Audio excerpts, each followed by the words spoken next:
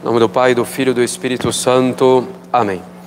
Ave Maria, cheia de graça, o Senhor é convosco. Bendita sois vós entre as mulheres, bendito é o fruto do vosso ventre, Jesus.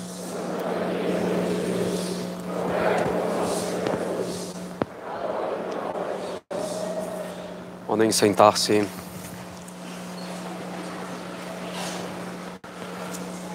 Então temos a honra de receber nesses dias o superior-geral do Instituto Bom Pastor, o padre Luiz Gabriel Barreiro, que veio pregar o retiro sacerdotal para os padres do Brasil, e que hoje então celebra essa missa solene em nossa capela. Gostaria então de assegurar, padre, a oração de todos nós para o bom governo do Instituto. Caros católicos, a epístola de São Paulo de hoje trata da nossa filiação divina. Que sejamos filhos de Deus é dogma de nossa fé. Lembremos-nos que os dogmas não são apenas verdades às quais devemos aderir de maneira especulativa, sem nenhum tipo de reserva. Os dogmas vão além disso. Meus caros católicos, os dogmas são o eixo de toda a nossa vida. Os dogmas devem nortear os nossos pensamentos, palavras e ações.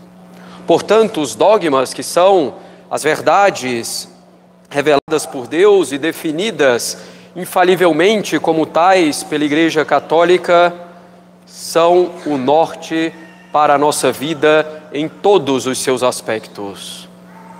Não voltemos aqui ao fato de que podemos realmente saber que Deus nos falou, que nos revelou verdades, e que sabemos isso pelos milagres e profecias que acompanham a revelação divina.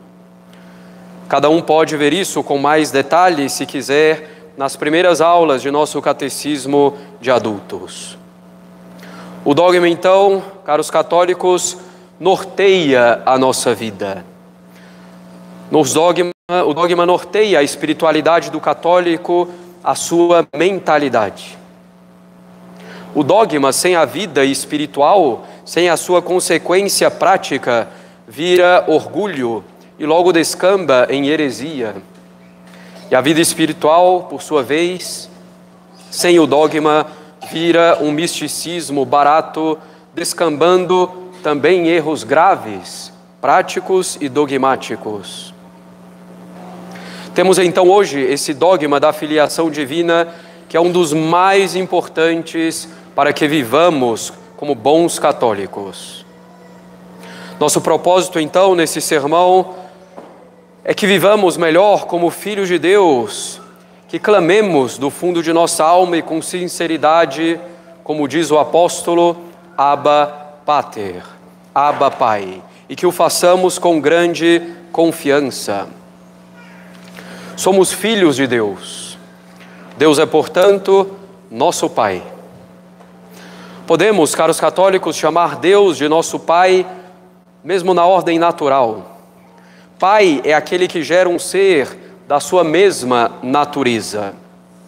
Claro, quando dizemos que Deus é nosso Pai, não estamos dizendo que temos a mesma natureza de Deus, o que seria absurdo.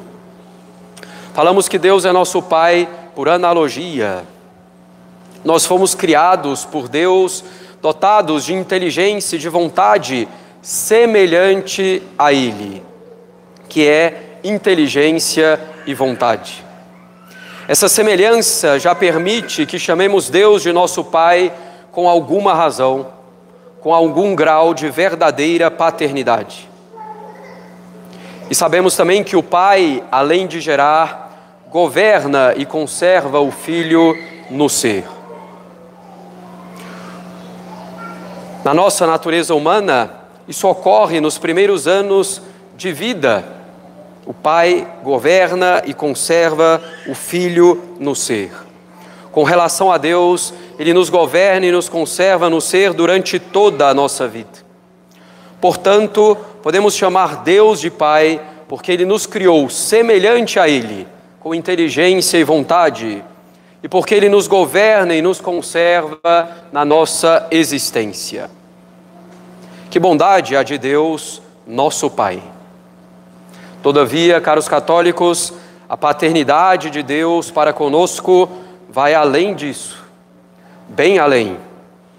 Deus, como sumo bem, quis nos tornar, por assim dizer, ainda mais filhos dele, ou quis tornar-se ainda mais nosso Pai. Deus então resolveu nos comunicar a sua própria vida. Ele quis, na sua bondade, em ato puramente livre, nos fazer participantes da sua vida trinitária por meio da graça santificante. Desse modo, somos filhos de Deus pela graça santificante, participando da vida divina já aqui nesse mundo pela fé e pela caridade. A fé nos faz ter, caros católicos, em certo sentido, a mesma inteligência de Deus. Pela fé vemos as coisas como Deus as vê. Pela fé conhecemos Deus como Ele se conhece. Pela fé conhecemos a nós mesmos, a nossa natureza, como Deus nos conhece, como Deus conhece a nossa natureza. Pela fé sabemos o que é bom e o que é ruim moralmente, como Deus sabe o que é bom e o que é ruim. Pela fé sabemos o real valor das coisas criadas, como são simplesmente meios para que sirvamos a Deus e que não têm valor em si mesmas. Pela fé temos, por assim dizer, como que a mesma inteligência de Deus, com os mesmos conhecimentos dele, claro, com imperfeições. Pela caridade, nós temos a mesma vontade de Deus, amando o mesmo bem que Ele ama, odiando o mesmo mal que Ele odeia. O que Deus ama a si mesmo, e as outras coisas por Ele mesmo. Nós, pela caridade, amamos a Deus e tudo mais somente por Deus e em Deus. Essa é a caridade perfeita para a qual devemos caminhar ao longo de nossa vida, nada amar que não seja Deus, por Deus, em Deus. Pela caridade odiamos tudo o que Deus odeia, ou seja, o pecado. E pela esperança temos o desejo, a certeza de que podemos alcançar tudo isso, já aqui na terra e com perfeição no céu, sabendo que Deus nos dá os meios mais do que abundantes para isso, com a sua graça, nos sacramentos, nos levando a rezar, dando-nos os meios também de instrução. Dizemos então que somos filhos adotivos de Deus, caros católicos. É evidente apenas a segunda pessoa da Santíssima Trindade, o Verbo, e nosso Senhor, que é o Verbo encarnado, somente a segunda pessoa da Santíssima Trindade é Filho de Deus por natureza. Porém, a adoção de Deus para conosco é muito mais perfeita que a adoção que se faz entre os homens. A adoção divina realmente faz que vivamos da vida de Deus, que sejamos participantes da vida da Santíssima Trindade. Pela fé, participamos do conhecimento de Deus, pela caridade, participamos do amor de Deus. Isso tem, caros católicos, consequências para a nossa vida. A vida católica é uma vida de inteligência e de vontade. Os sentimentos, as emoções fazem evidentemente parte da nossa vida. Sentimentos e emoções não devem ser suprimidos, nem combatidos ao ponto de serem aniquilados, silenciados. Os sentimentos e emoções precisam ser direcionados, ordenados pela inteligência e pela vontade, para nos ajudarem no conhecimento da verdade e no amor do bem. A vida católica é então uma vida de inteligência e de vontade, com o auxílio precioso dos sentimentos, das emoções bem orientados. A vida católica é uma vida de inteligência, em que devemos considerar assiduamente as verdades eternas. Se não considerarmos assiduamente as verdades eternas, não conseguiremos jamais realmente viver da fé, como deve fazer o justo. Justus ex fide vivit. O justo vive da fé, como diz a Sagrada Escritura.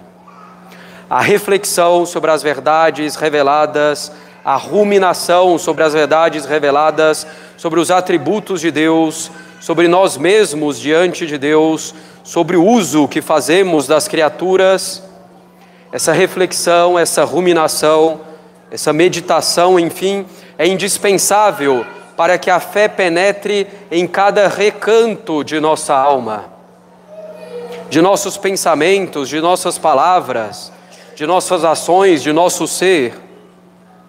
Temos que nos instruir e cogitar as coisas que são retas, como diz a coleta da missa de hoje.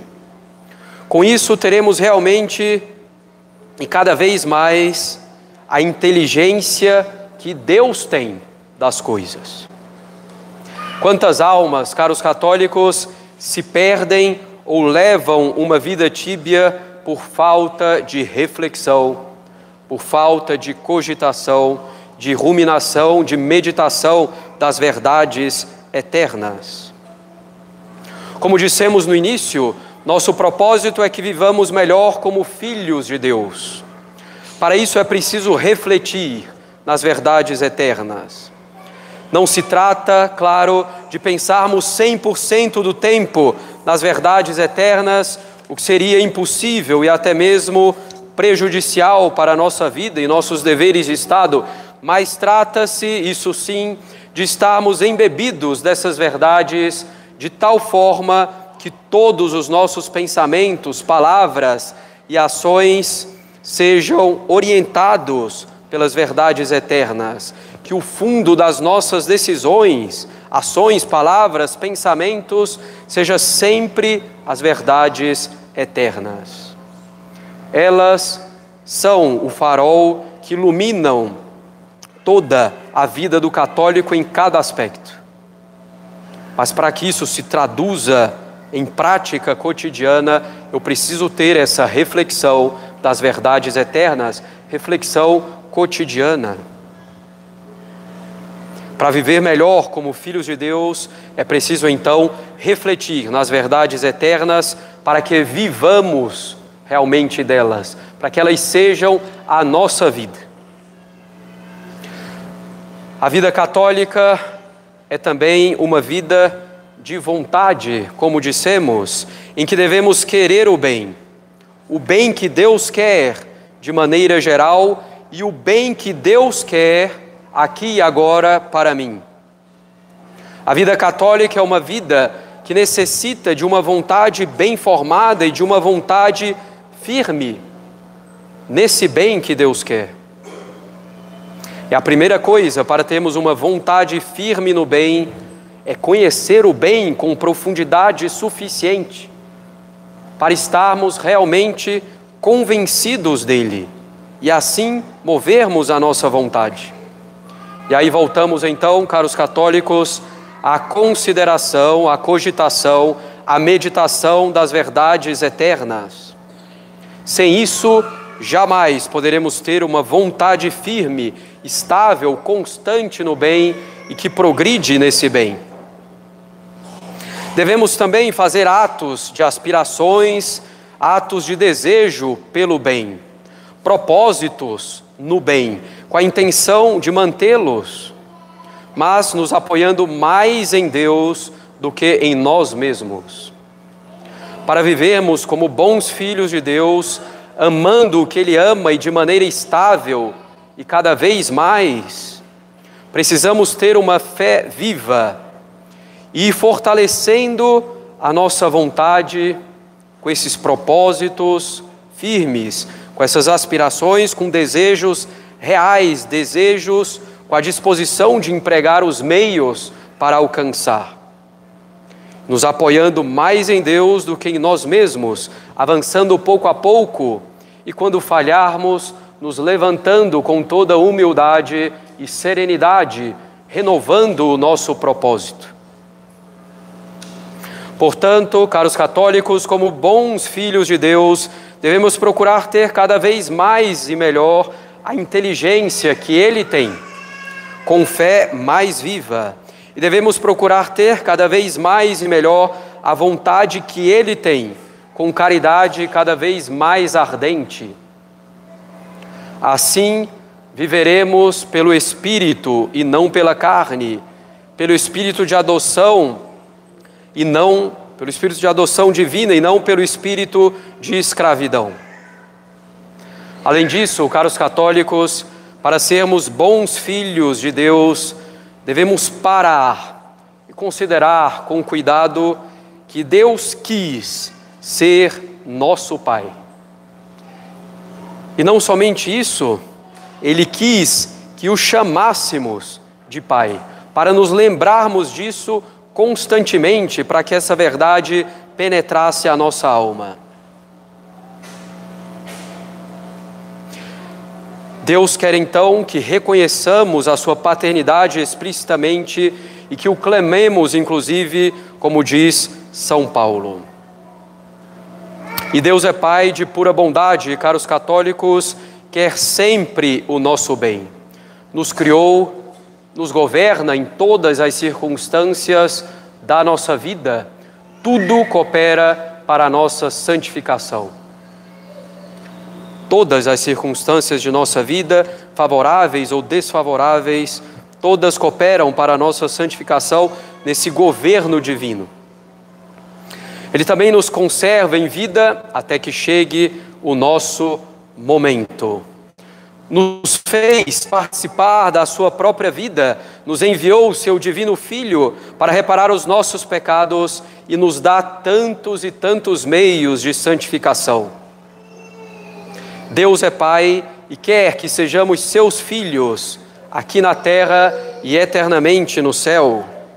Ele não quer, caros católicos, que nos percamos, não quer a nossa condenação e nos dá todos os meios para que nos santifiquemos e cheguemos ao céu. Não é carrasco nem tirano, é um Pai de suma bondade. Nos basta, efetivamente, dizer que Deus é nosso Pai, para reconhecer a bondade dEle. E ao ouvir isso, devemos ser movidos diante de tal paternidade a sermos dignos filhos dEle, pela fé, pela caridade, tendo a mesma inteligência que Ele tem, tendo o mesmo amor que Ele tem, pela fé e pela caridade, e devemos ser dignos filhos de Deus pelo serviço total a Ele. Em cada ação nossa, qualquer que seja, por mais banal que seja, uma ação nossa no cotidiano, como beber água, que seja feita em serviço a Deus. Caros católicos, como não amar a Deus, que quis ser nosso Pai, que quis ser chamado de Pai? Como não amar a Deus, que é nosso Pai? Em nome do Pai, do Filho e do Espírito Santo. Amém.